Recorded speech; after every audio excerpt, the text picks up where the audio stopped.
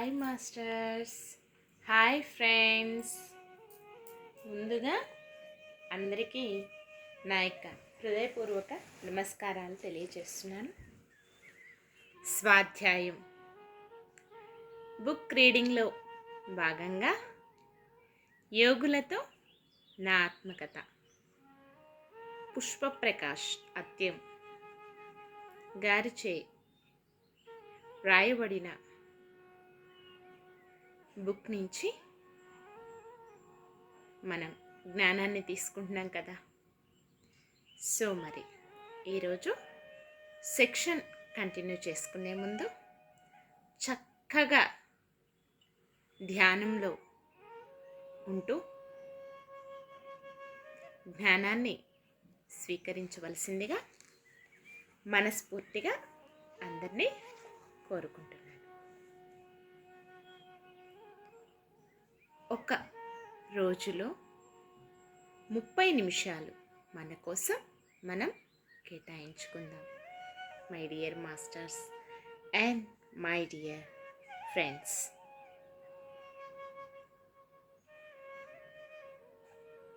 ఉన్న చోటనే స్థిరమైన సుఖ ఆసనములో కూర్చోండి.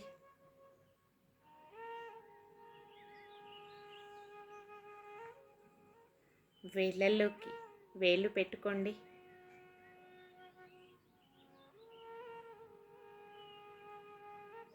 మీ 2 కాళ్ళను కూడా క్రాస్ చేసుకోండి. మీ 2 కళ్ళను క్లోజ్ చేసుకోండి. వెన్నుపూసని నిటారుగా ఉంచండి. దీర్ఘ శ్వాస తీసుకోండి.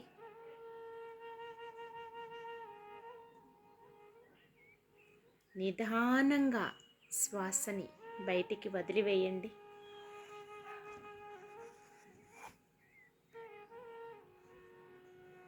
మరొక్కసారి దీర్ఘ శ్వాసను తీసుకోండి.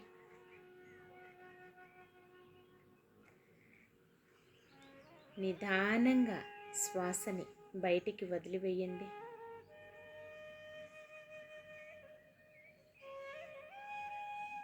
ఇంకొక్కసారి దీర్ఘ శ్వాసను తీసుకోండి.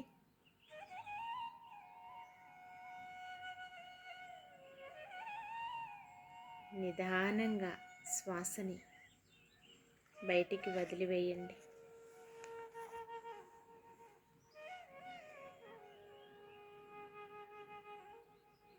చాలా ప్రశాంతంగా ఉంది కదా. ఈ క్షణం సహజంగా జరిగే శ్వాసని గమనిస్తూ శ్వాసతో అనుసంధానం అవుతూ అంతరంగంలోనికి ప్రయాణించండి. My dear masters and my dear friends,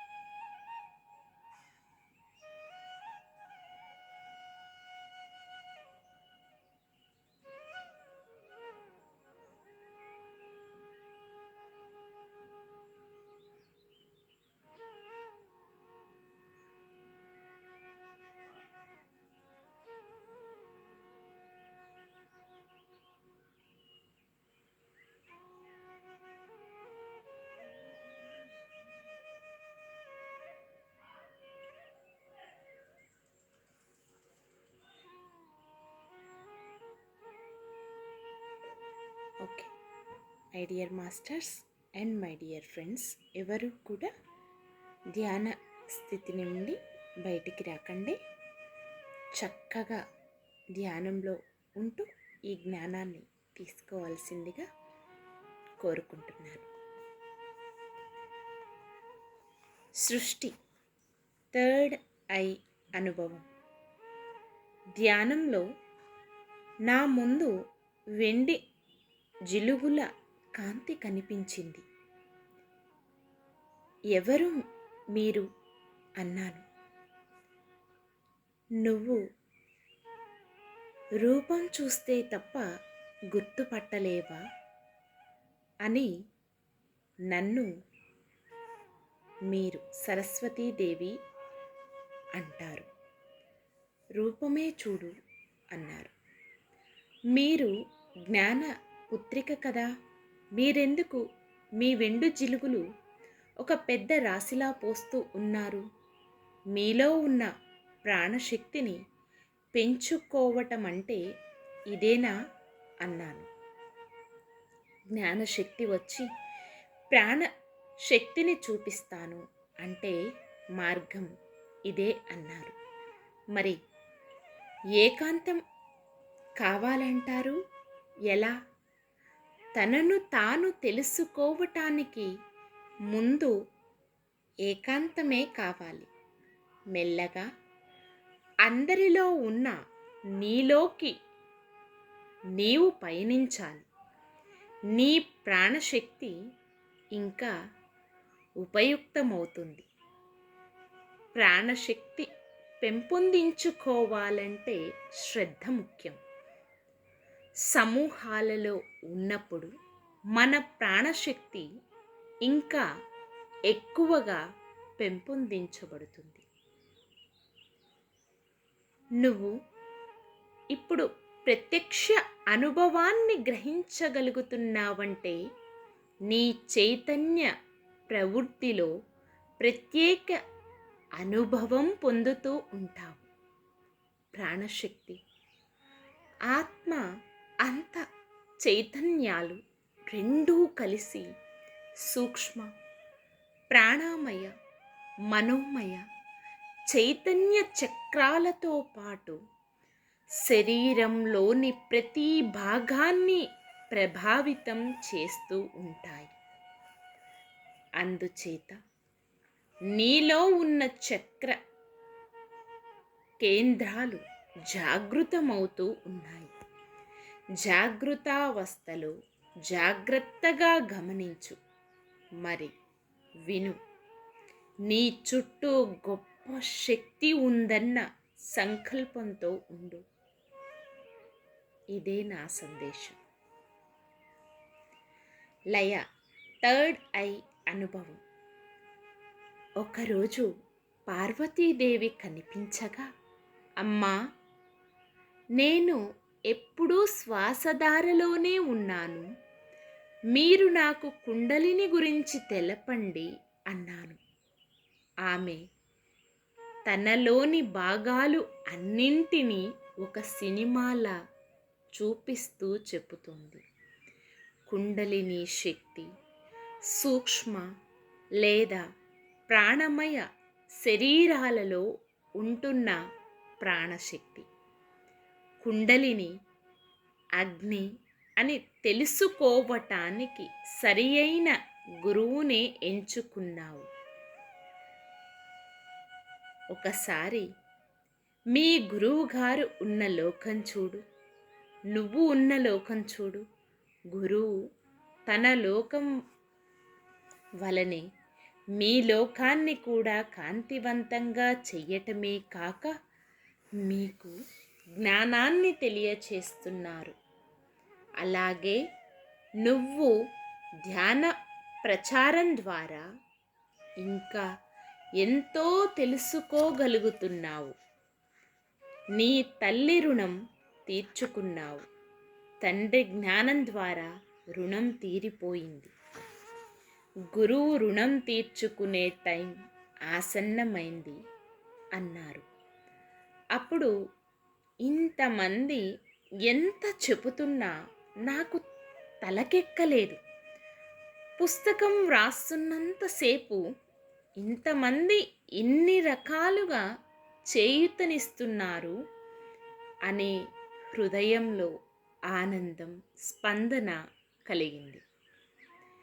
నీలో ఉన్న చైతన్య శక్తి ద్వారా నీ హృదయాన్ని నిష్కల్మషంగా ఉంచుకుంటూ ఈ కుండలిని ఈ కుండలినీ శక్తి జాగృతమవుతుంది.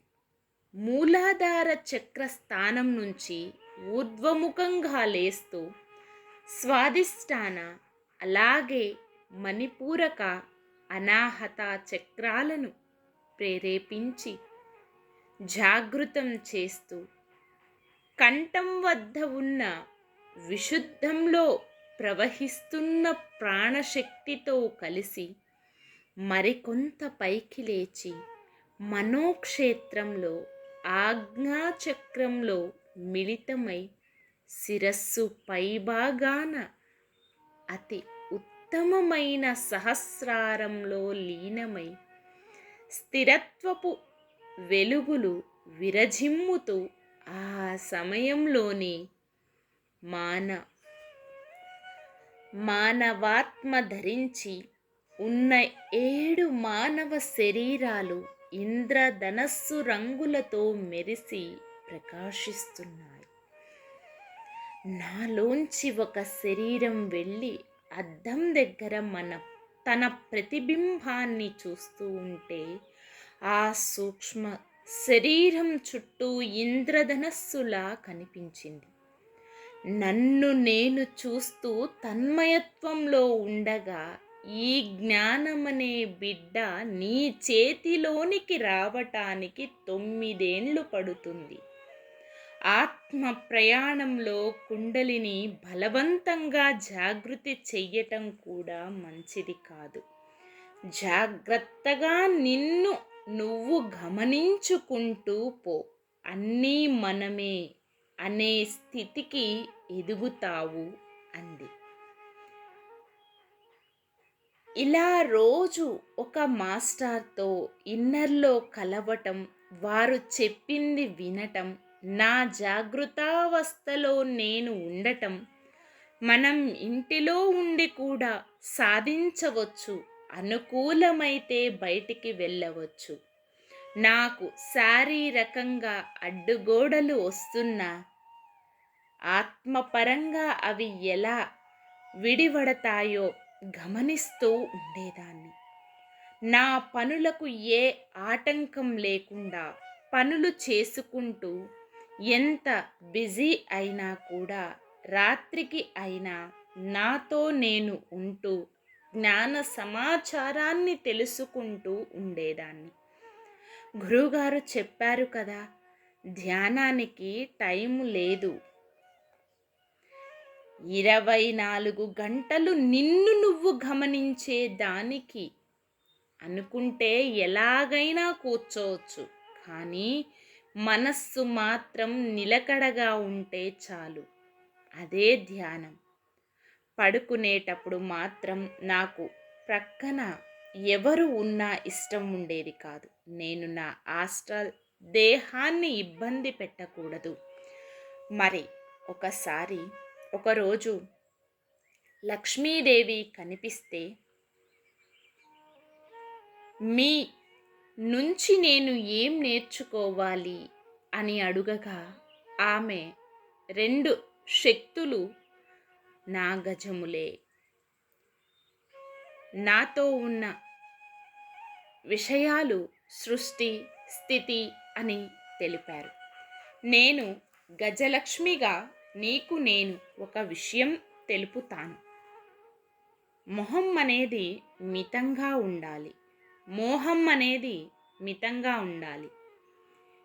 ఎందుకంటే గజం అంటే ఏనుగు కదా. నువ్వు శక్తివైతే ఈ గజాలు నీకు వాహనాలు అవుతాయి. అప్పుడు అనిపించింది, ఈ శరీరానికి పోషణ కావాలంటే శక్తి అవసరం. శక్తి ఉంటేనే కదా అన్నీ జరిగేవి. మోహం అనేది చాలా రకాలుగా ఉంటుంది. తామర పుష్పంలో ఉంది లక్ష్మి అంటారు. అలాంటి లక్ష్మి నువ్వు కావాలి. దేనిలోనూ చిక్కుకోకు. అదే గజలక్ష్మి ఆదేశం అని చెప్పారు. ఇలా నేర్చుకుంటూ వెళ్తున్నాను. ఇదే మోహిని అవతారం కూడా అన్నారు ఆ మహాలక్ష్మి. నేను శారీరకంగా చాలా నలిగిపోయాను అన్నాను కదా. నాకు కడుపు నొప్పి ఉన్న కారణం చేత 1990వ సంవత్సరంలో యుటిరస్ ఆపరేషన్ చేయించుకున్నాను. కానీ 2 నెలలకే కుట్టు మిషన్ కుట్టాలి, లేకపోతే పరిస్థితి తారుమారు. కొద్దిగా అహం, దానికి తోడు అభిమానం ఎక్కువ. ఇది నా డిజైన్ అని ధ్యానం ద్వారా తెలుసుకున్నాక నన్ను నేను అభినందించుకున్నాను. నా లోపల తెలియని ఆనందం, ఆత్మను తృప్తిపరిచే విధానం ఏది అంటే నన్ను నేను తీర్చిదిద్దుకోవటమే. గురువుగారు చెప్పిన ఉద్ధరే తాత్మనాత్మానం అంటే ఇదే. దత్తాత్రేయ మాస్టర్ 1997. దత్తాత్రేయ గారు గురువులకు ఇష్టమైనటువంటి గురువు ఎలా అయ్యారు అని ప్రశ్న నాలో రేకెత్తింది. అంతరంగంలో అలలు మొదలయ్యాయి. రోజు ఒకరిని కలవటం అలవాటే కదా. అలా ఈరోజు ఈ మహానుభావుణ్ణి కలిశాను. మీరు శారీరకంగా తల్లి గర్భంతో రాలేదు కదా. మరి ఆత్రి మహామునిని అనసూయాదేవిని ఎలా తల్లిదండ్రిగా ఎంచుకున్నారు? ఆత్మ తనకు శరీరం కావాలి అన్నప్పుడు తన ఆధ్యాత్మిక సంపదను బట్టి నిర్ణయించుకుంటుంది. ఇది ఏమీ పెద్ద రహస్యం కాదే, అందరికీ తెలిసిందే అన్నారు. యోగులు అందరూ కూడా ఆ తండ్రిని తల్లిని చూపించరు. అంతే అన్నారు.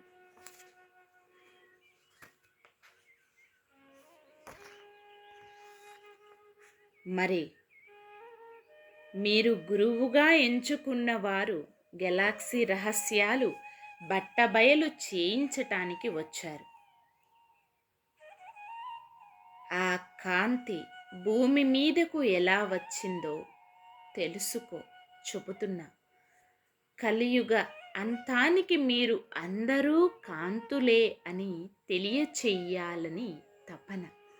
ధ్యానం చేస్తున్నారు, కానీ ఎన్నో సమస్యలు వస్తాయి. కానీ వాటిని జయించిన వారే ఒక క్రియేటర్. నీ ఆలోచనలు నేను పసికడుతున్నాను. నువ్వు నన్ను తాగిన మత్తులో తూలుతూ ఉన్నాడు శృంగార పురుషుడు అనుకుంటున్నావు కదా. మరి ఏం చెయ్యను? సరి అయిన ఆత్మల యొక్క శరీరాలలో ఉన్నటువంటి ఆలోచనలను కనిపెట్టి వారు నా దగ్గరికి ఎలా వస్తారో చూడాలని నా కోరిక అన్నారు. మీకు 24 మంది గురువులు అంటారే, ఎలా అన్నాను. నువ్వు నా దగ్గరికి ఏమని వచ్చావు? గురువనేగా అన్నారు. ఆ మహోన్నత ఆత్మ గురించి ఇంకొక ప్రశ్న మొదలయ్యింది. నేను ఎలా అడగాలా అనుకుంటూ ఆలోచన చేస్తూ ఉన్నా. నేను ఒక క్రియేటర్ అని తెలుసుకోవటం ఎలా? అయితే చూడు, ఆకాశంలో నువ్వు ఉన్న గ్యాలక్సీ మీ గురువుగారు ఉన్న గ్యాలక్సీ అన్నారు. సరే అని తల పైకి ఎత్తి చూశాను. విశ్వంలో మా 2 గ్రహాలు కాంతులతో తిరుగుతూ ఉన్నాయి. మరి నా గ్రహానికి ఎక్కువ కాంతులు రావాలంటే ఏం చెయ్యాలి? మీ గురువు తేలికైన పద్ధతి చెప్పాడుగా, అలా చేస్తూ పో. కాంతిని అలా భూమి నుంచి పైకి పంపించవచ్చో, ఎలా భూమి నుంచి పైకి పంపించవచ్చో తెలుసుకో. ఈ భూమి అనేది తెలిసిన కాంతి దేవుళ్లకు ఆనంద భూమి, తెలియని అజ్ఞానికి శోకభూమి. ఒకానొక అజ్ఞాని కామాన్ని ఒక పొరలా కప్పుకొని నాది అనే ఒక తొడుగులో ఉంటాడు. అదే ఒకానొక జ్ఞాని అలా కాదు, దేనితోనూ అటాచ్మెంట్ ఉండకపోయినా ఉన్నట్లు నటిస్తూ ఉంటాడు. ఇంకొక విషయం, డ్రైవర్ నువ్వే, కండక్టర్ నువ్వే, బస్సు నీదే, నడపటం నేర్చుకునే జ్ఞానం నీవే అని తెలుసుకోవాలి. అప్పుడు పైనున్న నీ గ్రహవాసి నీకు అన్నీ అందిస్తూ ఉంటుంది. అందుకేగా ఆడుతూ పాడుతూ ధ్యానం చేస్తే జ్ఞానపు దారులు కనిపిస్తాయి అని చెప్పే వంతే మాది. చేయించేదంతా నీ కర్తయే. కాబట్టి కర్త, కర్మ, క్రియ ఇవి మూడు చూస్తూ ఉండు. ధ్యానం అంటే ఏదో ప్రశాంతత కోసం అనుకునే వారంతా హంసల పాలలో నీరును వేరు చేసే విధానం తెలుసుకోవటం చాలా ముఖ్యం. భూమి శక్తివంతం కావటానికి మనను మనమే శుభ్రపరుచుకుంటూ ఉన్నామని తెలుసుకునే రోజులు దగ్గరలోనే ఉన్నాయి. దానికి అమూల్యమైన మీ కాలాన్ని, క్రియలను ఉపయోగించుకునే ఎంపిక మీదే. ఇలా ఎంత విడమర్చినా, ముందు ఉంచిన నేనేమిటి, నాకన్నా గొప్పవాళ్ళు లాయర్లు, డాక్టర్లు, ఇలా ఎంతో చదువుకున్న వాళ్ళు ఉన్నారు కదా అనుకునేదాన్ని. కానీ ఒక్కొక్క ఆత్మ ఒక్కొక్క రకంగా జ్ఞానాన్ని తెలుసుకోవటానికి వచ్చిందని ఇప్పుడు తెలిసింది. 25/19/1997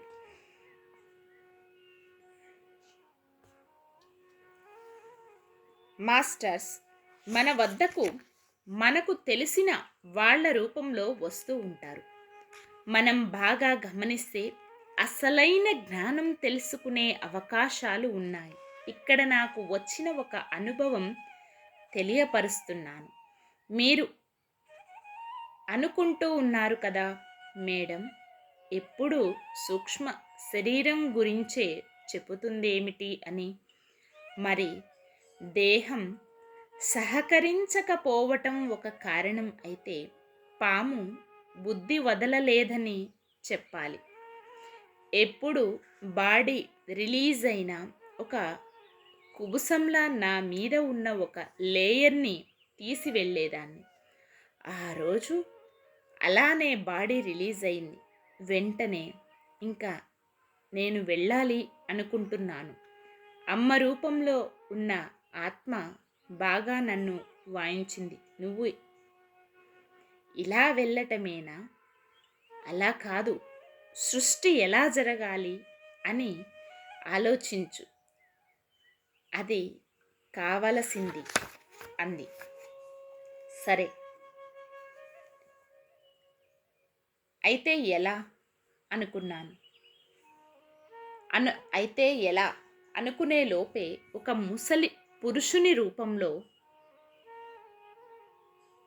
ఆకాశంలో పయనిస్తూ నక్షత్ర మండలంలో నేను సృష్టికర్తను కాబోతున్నాను అని, నా పేరు ఆనంద విహారి అనుకుంటూ విహరిస్తున్నాను. గురువు రుణం తీర్చుకోవటం ఎలా అని ఆలోచించా. నాకు దత్తాత్రేయ మాస్టర్ నువ్వు సృష్టికర్త అయినప్పుడే గురువు రుణం తీరుతుంది అని చెప్పారు. మన పత్రి గారు నేను గురువును కాను, మీకు మీరే గురువులు అని మర్మంగా చెప్పిన విషయం ఇది. అందుకే మనం మన కోసమే చేసుకుంటూ ఉన్నామని తెలుసుకోవటానికే తెలియచేస్తూ ఉన్నా.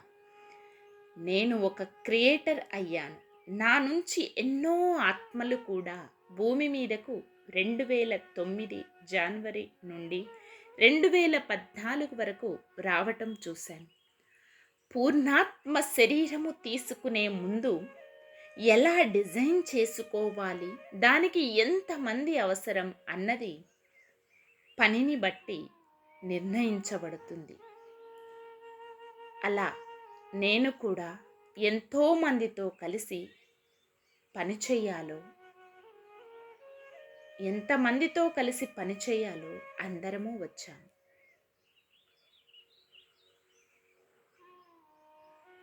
నా గ్రూప్ సోల్స్ ఎంతమంది వచ్చాము? 1/1/1997 మేము 20 మంది వచ్చాము. అందులో ఒకరు నీకు టీచింగ్ పోస్ట్ వచ్చింది అన్నారు. నాకు ఏమీ దిక్కు తోచలేదు. 27వ తేదీ సార్ వచ్చి ధర్మవరంలో నన్ను పిలిచి నీ గురించి చెప్పు అన్నారు. అప్పుడు నా గ్రూప్ సోల్ చెప్పింది అబద్ధం కాదు. నా సూక్ష్మ శరీరయానం కరెక్టే అనుకున్నాను. అయినా భూమి మీద మన పని చాలా తక్కువ, అందుకే తక్కువ మంది వచ్చాం అని చెప్పారు.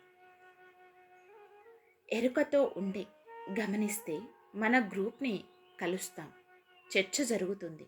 మనకు తెలియాల్సింది తెలుపుతూ మన పని ద్వారా వారు కూడా ఇంకా వాస్తవాన్ని గమనిస్తూ తెలుపుతూ ఉంటారు. ఇదంతా ఆస్ట్రల్ వర్కే అన్నారు. నా గ్రూప్ సోల్స్తో కలిసి మాట్లాడుకోవటం జరుగుతుంది. యోగ నిద్రలో తెలుసుకున్నది ఆచరణలో పెడుతూ ముందుకు వెళుతున్నాను. ఒకే గ్రూపుగా వచ్చి ప్రేమతో ఎవరి పని వారు నిర్వహిస్తున్నారు. ఈరోజు పత్రి గారిని చూడాలి అనుకున్నా. ఎందుకంటే నూతన సంవత్సరం సందర్భంగా పత్రి సార్ కర్నూలు వస్తారు. కానీ వెళ్ళటానికి ఇంట్లో ఒప్పుకోరు. ఎలా అని ఇంటిలోనే డిసెంబర్ 31 రాత్రి 11 గంటలకు ధ్యానానికి కూర్చుంటే 12 గంటలకు నా తండ్రి పత్రి గారిని చూడవచ్చు కదా. ఎలాగైనా జనవరి 1 గురువుల దర్శనం చేసుకోవాలి అనుకున్నట్లుగానే ఆ రోజు లైట్ నిమ్మపండు కలర్ జీన్స్ పైజామాలో కనిపించి నన్ను కాదు చూడాలనుకునేది. నా ఆత్మదర్శనం, మరి జ్ఞానాన్ని తీసుకో, రేపు నీకు జ్ఞానమనే పండు లభిస్తుంది అన్నారు.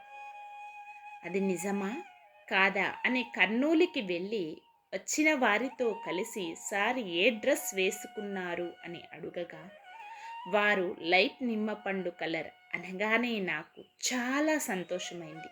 మరుసటి రోజు రాత్రి ఇంకా నమ్మకంతో ఎక్కువ ధ్యానం చేయటం మొదలుపెట్టాను. గురువు చెప్పే మాటలు నిగూఢంగా ఉంటాయని చాలా శ్రద్ధగా వింటే తప్ప అవి మనకు అర్థం కావని చాలా జాగ్రత్తగా వినేదాన్ని. ఎంత విన్నా నాకు కావలసిందే నా మైండ్లో ఉండేది. నిజం చెప్పాలంటే వారు చెప్పే కాన్సెప్ట్ చాలా చిన్నదైనా ఎంతో విశదీకరించి చెప్పేవారు. అప్పట్లో అందరం చాలా ఇంట్రెస్ట్తో వినేవాళ్ళం. ముందు ముందు ఫాస్ట్గా పైలోకాల నుంచి జ్ఞానం అందించబడుతుంది అనేవారు. నిజమే, అప్పటికి ఇప్పటికీ చాలా చాలా ముందుకు వెళుతున్నాననే చెప్పాలి. మరుసటి రోజు గురువుగారు చెప్పినట్లే ఒక యోగి తన వెంట నన్ను తీసుకుపోయి కాంతిగల ఒక బంతి నా చేతిలో ఉంచి మౌనంగా నీ లోకానికి తీసుకువెళ్ళు అన్నారు. అలాగే చేశాను. అప్పటి నుండి మార్పు జరుగుతూ వస్తుంది. Okay my dear masters and my dear friends, ఇక్కడితో సెక్షన్ క్లోజ్ చేసుకుంటున్నామండి. మరి నెక్స్ట్ సెక్షన్లో మళ్ళీ కంటిన్యూ చేసుకుందాం.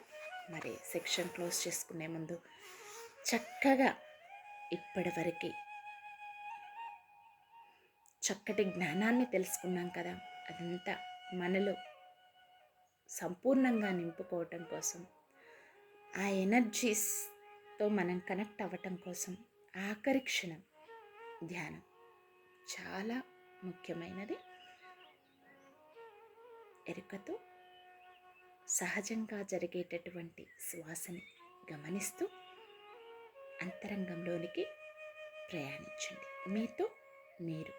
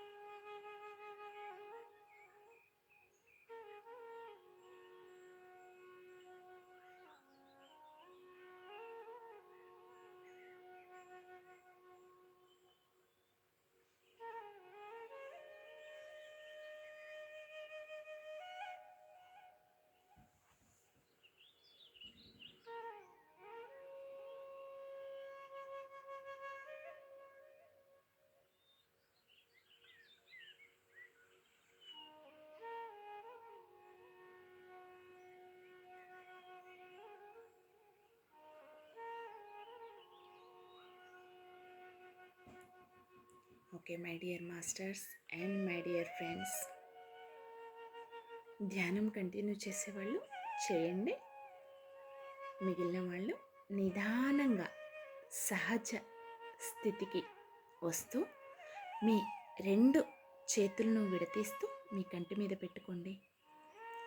5 4 3 2 1 0. మీ 2 చేతులు మీ కంటికి ఎదురుగా పెట్టుకొని నిదానంగా కళ్ళని ఓపెన్ చేయండి. ఓకే, ఎలా అనిపిస్తోంది? చక్కగా చెప్పినట్లు ధ్యానంలో ఉండి ఈ జ్ఞానాన్ని తీసుకుంటే ఎరుకతో అద్భుతమైన ఎనర్జీస్కి కనెక్ట్ అవుతామండి. మీ ఎక్స్పీరియన్స్ కంపల్సరిగా నాతో కమెంట్ రూపంలో షేర్ చేసుకోండి. మరి ఇంత అద్భుతమైన సెక్షన్ జరగటానికి సహకరించిన అందరికీ అన్నింటికి నా యొక్క హృదయపూర్వక కృతజ్ఞతలు తెలియజేస్తున్నాను.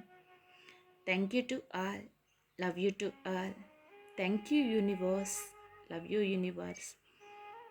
Thank you everyone, love you everyone. Thank you, thank you, thank you. Survey జన సుఖినో భవంతు.